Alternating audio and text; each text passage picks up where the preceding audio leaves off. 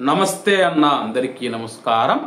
ఆంధ్రప్రదేశ్లో కూటమి ప్రభుత్వం వచ్చిన తర్వాత కొత్త రేషన్ కార్డులను స్మార్ట్ రేషన్ కార్డులను తీసుకువస్తామని చెప్పి ప్రకటించిన విషయం అందరికీ తెలిసిందే।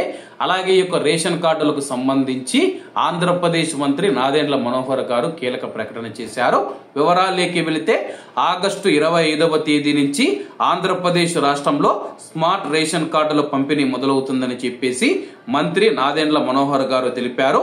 డెబిట్ మరియు క్రెడిట్ కార్డు సైజులో ఉండే కొత్త టెక్నాలజీతో రేషన్ కార్డులు ఇవ్వబోతూ ఉన్నాము। 1,46,00,000 కుటుంబాలకు ఈ స్మార్ట్ కార్డుల పంపిణీ జరుగుతూ ఉంది। క్యూఆర్ కోడ్ స్కాన్ చేసి ఆంధ్రప్రదేశ్ రాష్ట్రంలో ఏ షాపులోనైనా సరే రేషన్ తీసుకోవచ్చని చెప్పేసి ఈ టెక్నాలజీతో సరుకుల పంపిణీలోనూ ఎటువంటి ఇబ్బందులు లేకుండా జాగ్రత్త తీసుకోవచ్చని చెప్పి ఆయన పేర్కొనడం జరిగింది। మరి ఆగస్టు 25వ తేదీ నుంచి ఏటీఎం కార్డు సైజులో ఉండే కొత్త రేషన్ కార్డులను అయితే పంపిణీ చేయనున్నారు।